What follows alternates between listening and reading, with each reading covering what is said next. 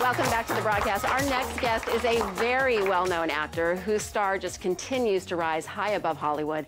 His latest role explores the bond between brothers and what happens when one of them is in trouble and what lengths they'll go to.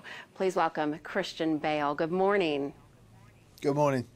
So, Christian, I think it's safe to say that you seem to be cast in a lot of roles that require you as an actor to dig really deep and kind of exhibit the darker side of human emotions. And this film's really no different.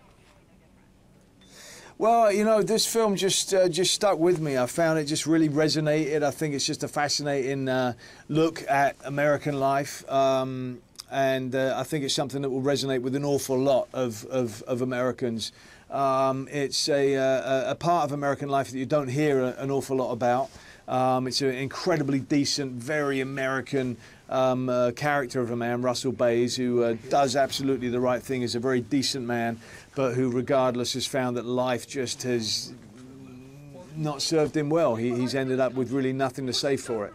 And then what we do is we watch what happens when a decent man, through circumstances that occur, how he descends into retribution and violence through very justifiable means, really. But it's someone who's just seen the town that he loves just destroyed and become a shell of its former self because of outsourcing.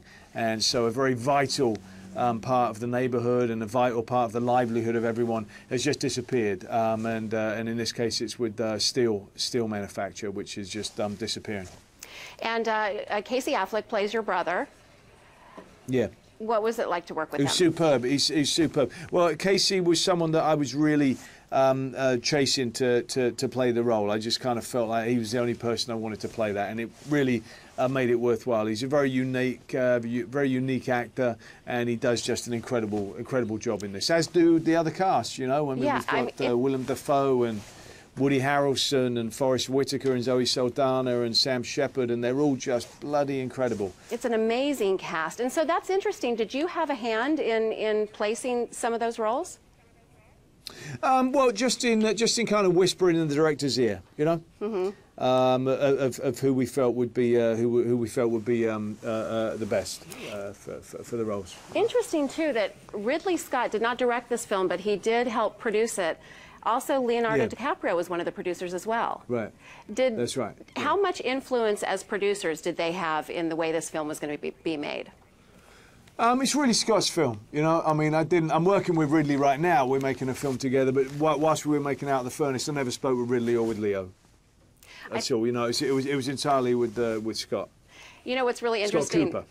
They sent me over some information about you, some fun trivia, and I didn't realize that when you got the role of American Psycho, when you first got it, you lost it to Leonardo DiCaprio and then won it back again. A lot of people don't know that. And here he is producing this film. Yeah. That's really interesting.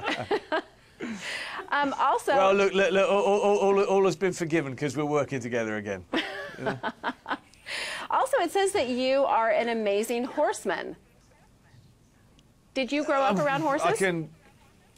No, not really. I can hang on. I don't really have any technique, but I can hang on to them. That's about all that it is.